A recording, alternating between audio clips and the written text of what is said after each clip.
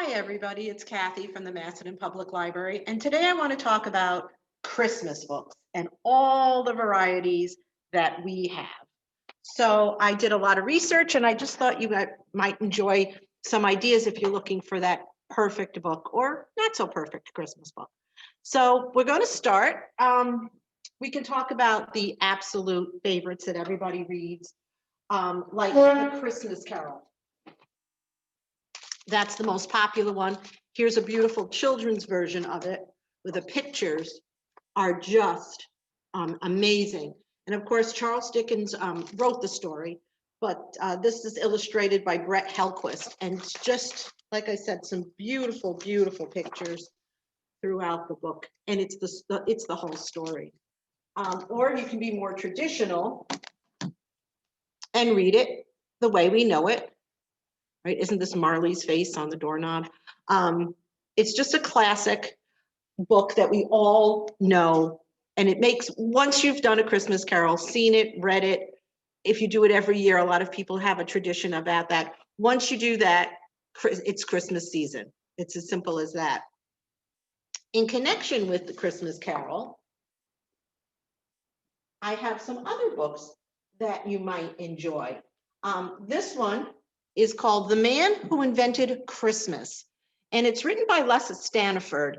I have not read all these books because there are way too many, and this one I just started and read part of it. It is beautifully written.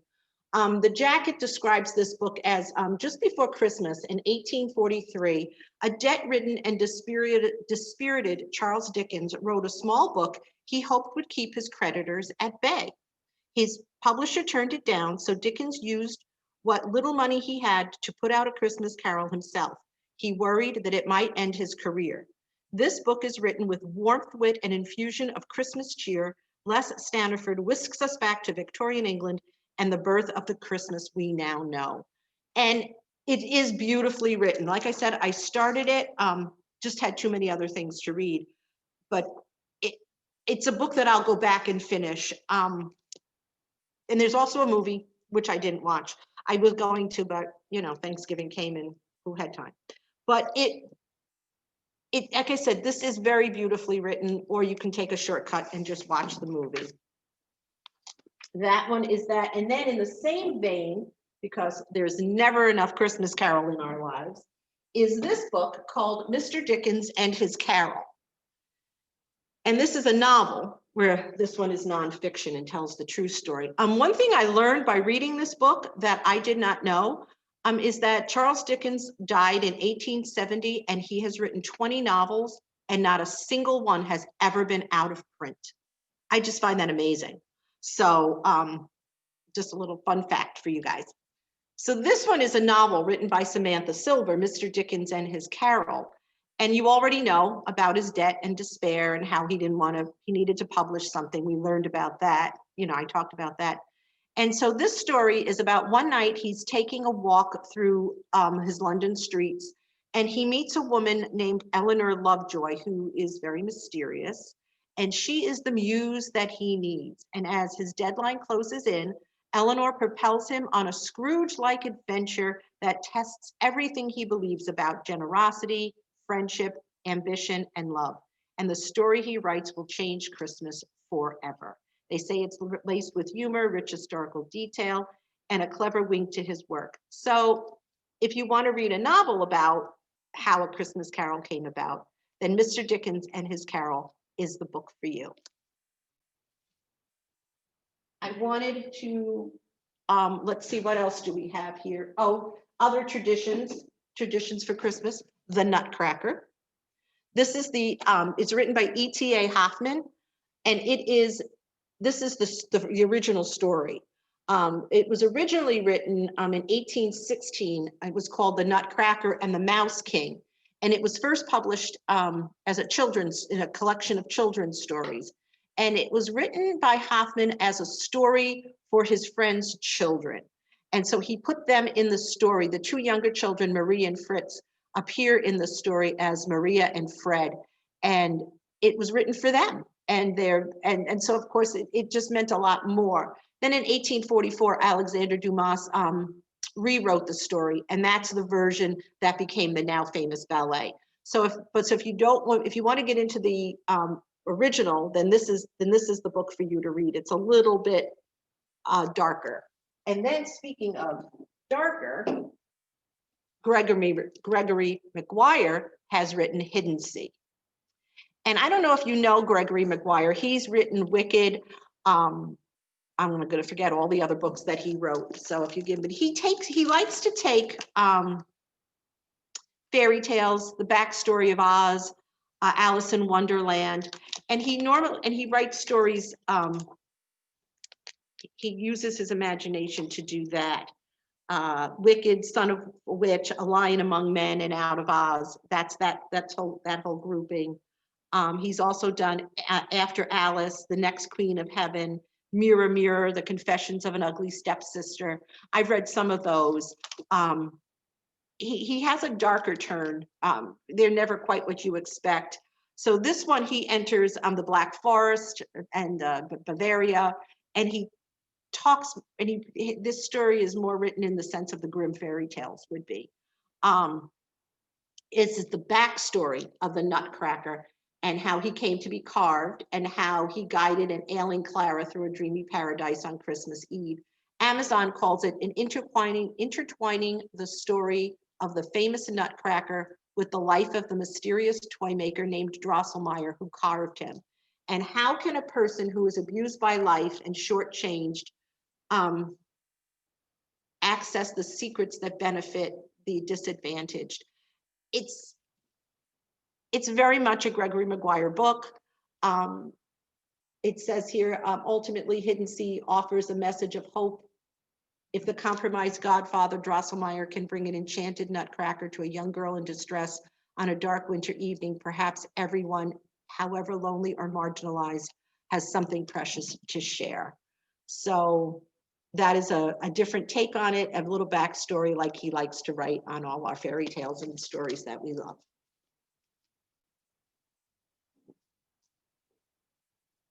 Another book that I didn't know existed and was just so excited is this one. It is J.R.R. Tolkien's The Father Christmas Letters. I did not know anything about this, but in my research, I found that the children of J.R.R. Tolkien,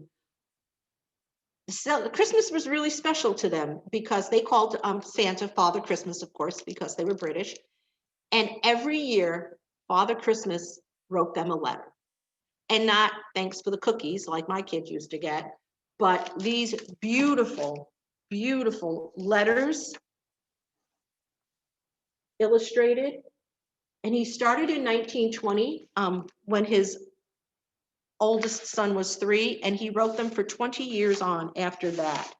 And it's Father Christmas telling the story, here we go, telling the story of his life at the North Pole, how things are going. He has this friend and his assistant who's this polar bear, and he tries to make them humorous and touching, and every Christmas he would either mail it to them or leave it under their tree for them. What a fabulous, fabulous thing to get from a parent. Because you don't know what a wonderful thing for them to leave. I would never have been able to do anything like this. This one is just another really funny story. So if you want to have a little bit of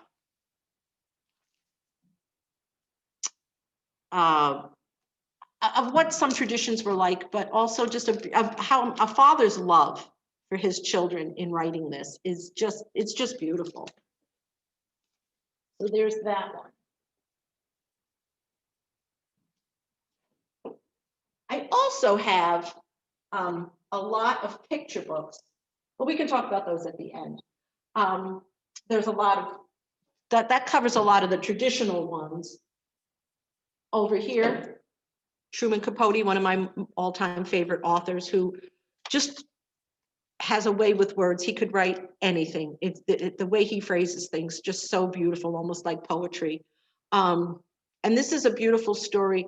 Truman Capote grew up in Alabama, even though we all, if those who remember him as a wild New Yorker. But he grew up in Alabama. You probably know that he was best friends growing up with Harper Lee, who wrote To Kill a Mockingbird. And they were neighbors. And so the little boy in To Kill a Mockingbird is based on Truman Capote. So he didn't have quite the beginnings that we would think of when we see him in later life. And this story is about, there's 3 stories in this book: A Christmas Memory, One Christmas, and The Thanksgiving Visitor. A Christmas Memory is the one that is my favorite. And it's just short. It took me like an hour to read it, but it's just beautifully written. It's about a little boy, him, a buddy, and how he grew up in a family that didn't really pay that much attention to him. And his best friend is an older cousin. And every year they make fruitcake. She wakes up one November day and says, "It's fruitcake weather, and we have 30 cakes to bake." And 7-year-old buddy and his best friend go out and collect. They've been saving all day, and it's all year, excuse me, and to have enough money to make the fruitcakes and send them out. And the 30 people that they send them to is very, very interesting. A little bit of humor. It's just touchingly written. It projects the love that these 2 family members have for each other. And this is a beautiful book, as anything that Truman Capote writes is so beautifully done. Another classic here is The Shoebox by Francine Rivers. Has a little bit of religion in it. I have not read this. Amazon says this tender Christmas novella tells the story of Timmy O'Neill, a foster child with a very mysterious shoebox. And at first glance, it's nothing special, just an ordinary box with a red lid and the words running shoes printed on the sides. But Timmy carries it with him wherever he goes. And when people ask him what's inside, he smiles and says, "Just things." And as Timmy settles into his new loving home, he remains unwilling to share the secrets of his shoebox until the beauty of the church nativity pageant inspires him to open his heart and give the most precious gift of all. And this has become very much a Christmas classic for people to read. So, The Shoebox by Francine Rivers. And speaking of boxes, we have Richard Paul Evans, who some people call the king of Christmas.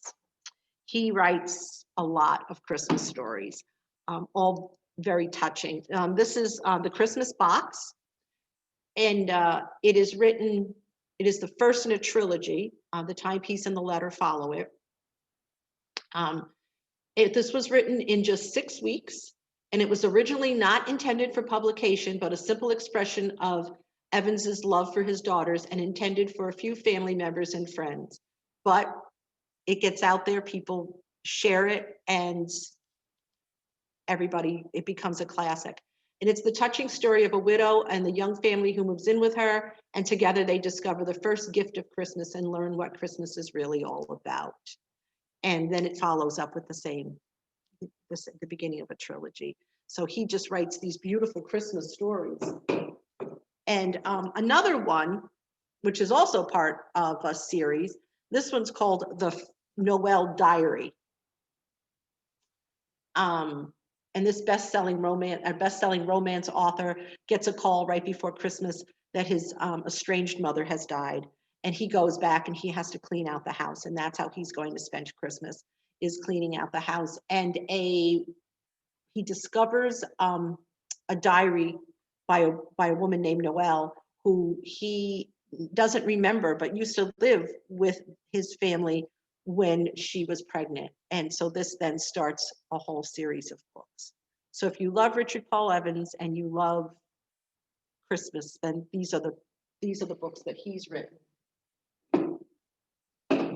And like The Christmas Box, here's another one that was never meant to be published. And you might know it. It's called The Greatest Gift. It's by Philip Van Doren Stern. And he wrote it, and he couldn't find a publisher, so He published it as a pamphlet and he sent it out to all his friends for Christmas. This was back in 1943. It was their Christmas card. People read it, they loved it, they shared it, and somehow Frank Capra got his hands on a copy of it when he returned from World War II. And he talked to his buddy Jimmy Stewart, and you know where this is going. And they ended up taking this story and turning it into the movie It's a Wonderful Life. And for those of us who live here, we might know that when they made the movie, Bedford Falls is where the town that all of this takes place in, and Frank Capra based it on Seneca Falls. So every year, Seneca Falls has a festival to celebrate the movie It's a Wonderful Life, and a lot of times the people come back and the actors come back and they have these little celebrations. And next year, this year the celebration is going to be virtual. Next year is the 75th anniversary of the movie, and so it'll be a very big deal. It's a very short book. It's exactly like the movie. It has these cute little pictures in it, and I think there's only one change in here. So, but it's just again a tradition. It's a Wonderful Life, and then Christmas has begun. In my family, however, it's not It's a Wonderful Life or Dickens' Christmas Carol. It is a Christmas story that lets us know that Christmas has begun. This book is written by Gene Shepherd, and it is these stories in this book are the basis for the movie that he wrote. He originally had written a book of 14, 15 of his little autobiographical essays. And that book was called In God We Trust, All Others Pay Cash. And he wrote that book and with all these essays, and then he took 4 stories out of it and he put them all together and he made the movie. He wrote the movie. It's a Christmas story out of it. And it's the story of a family in small Indiana town, trying to get by on Christmas and all the little traditions that they have during the Depression. And you probably, if you've seen the movie even once, you will remember that the little boy wants a Red Ryder BB gun, and everybody says, "Yeah, put your eye out." And there's just really funny things in it. So this particular book is a collection of those essays. And then he added a 5th essay, which is the story of the Bumpus's dog. In the essay, it's the Bumpus's dogs stealing the Easter ham. He took that, he changed it, and he made it the Bumpus's dogs stealing the Christmas turkey on Christmas Day. And so he put it all together, and they're stories of his life, and it just makes it such a great, and they're written just as well as the movie because he wrote the movie, and the language is humorous and just all those things. So that's another one that you might want to try. Even Agatha Christie got into the Christmas spirit. This one is called Hercule Poirot's Christmas, and it's Agatha Christie and her gathering. Christmas is the perfect time for a family reunion and of course murder. And with a household full of suspects, Christie's famous detective has his handful interrogating the non-grieving family members. So you've got to throw in a good murder at Christmas, and everybody does. And so that's this one if you like the older stuff. Speaking of murder and Christmas, Anne Perry, one of my absolute favorite authors. I've read almost everything she's written. And every year she comes out with a Christmas story.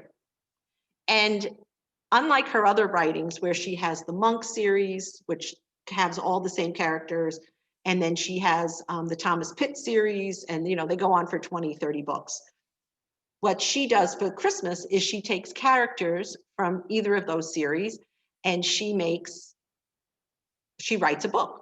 And usually there's a murder. And in this particular one, she takes 2 of the people from the Thomas Pitt series and she has them at a Christmas gathering at an estate. And there is not a murder in this one. I apologize. I said almost always. This one is a terrible, terrible attack on a young person. And they have to figure out who in this house tried to attack her and why. So it's written by Anne Perry. It has to have some sort of horrible crime in it. And it's always a fun read. And they're short because it's just a little novella that she writes for Christmas every year. What is left?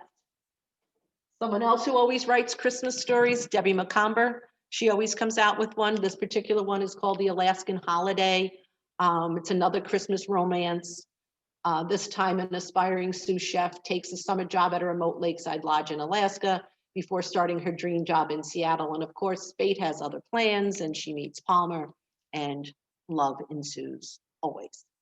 So again, it's one of Debbie McComber's many, many Christmas novellas that she writes.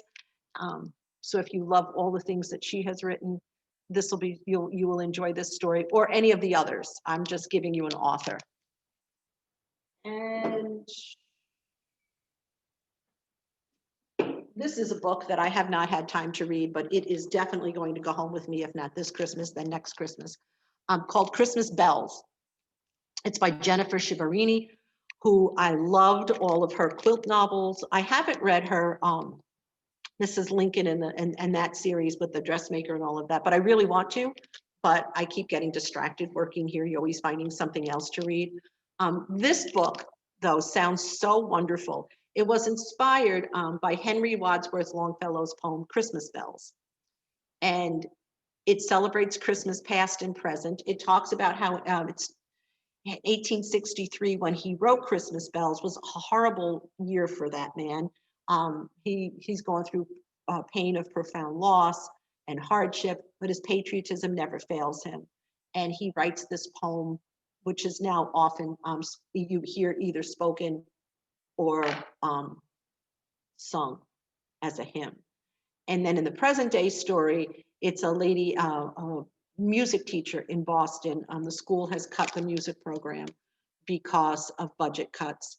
And she also has a children's choir, and they are going to perform Christmas Bells at the concert. And the book just sounded so wonderful when I read a couple of pages, as Jennifer Shiverini is so wonderful to read. So there's another novel for you if you're interested. And I think that takes care of all of my novels. Oh, nope, I forgot Fanny Flagg. How could I possibly have forgotten Fanny Flagg? A Redbird Christmas. I've read this more than once. I just had to reread it again just before I did this program. It gave me an excuse to fall back into her wonderful, wonderful writing. Deep, and the jacket says, deep in the southernmost part of Alabama, along the banks of a lazy winding river, lies the sleepy little community known as Lost River, a place that time itself seems to have forgotten. And then Oswald T. Campbell moves here from Chicago after his doctor recommends warmer climate. He meets all kinds of wonderful people in this little town called Lost River. And he meets Jack, who is a cardinal who cannot fly. And so he lives in a store, and he just a magical story of a little town where everybody watches out for each other. And one Christmas morning, well, I guess it's, well, anyway, one Christmas, something so amazing happens in this town that no one will ever, ever forget it. And it's just so heartwarming. It's told with the same warmth and humor as Fried Green Tomatoes at the Whistle Stop Cafe.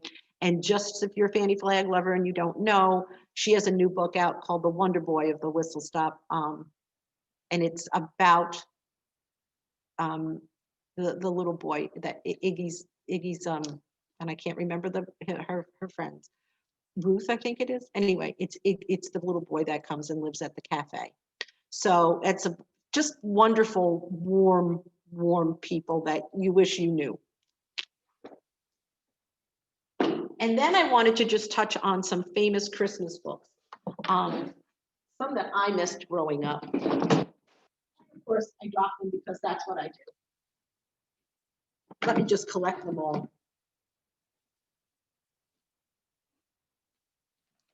Silver Packages, an Appalachian Christmas Story by Cynthia Ryland.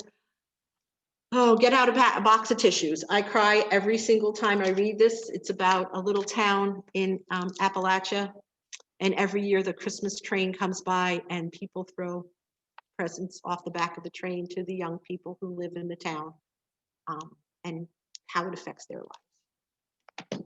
The Gift of the Magi by O. Henry. I read it. I can't remember what age I started reading it, but it, you know, it's the love of a young couple with no money and what they sacrifice to give each other a present. So that's a classic. The Polar Express, which everyone knows, by Van Arlsberg. I'm going to mess up the name because I'm always nervous doing this. Yes, Chris Van Allsburg. We know the story of the Polar Express and the Christmas bells. So there's that one. We also all know How the Grinch Stole Christmas, but it's just a book you should read over and over again just because it's written by Dr. Seuss, and there's no one more fun to read than Dr. Seuss. Simple as that. And last, but certainly not least, a book that I could never get through reading during story times is The Christmas Miracle of Jonathan Toomey by Susan. Oh, well, I can't even pronounce it, but I'll show it up there so you can see it. I don't want to mangle it, and I will. Just this wonderful story about a wood carver who loses his family and is asked by a widow mother to make a nativity scene or the creche scene for her son for Christmas. And you will need a box and a half of tissues because I just sobbed during this. Whenever I would read it, it would be at story time, it would always be a miracle if I could get through the book. So can Mrs. K get through this? Probably not. So I recommend those as children's books if you want to share some really special, wonderful things with your family. So those are my suggestions. I hope you find something you really like in this little presentation, and have a very Merry Christmas and a happy holiday. Bye-bye.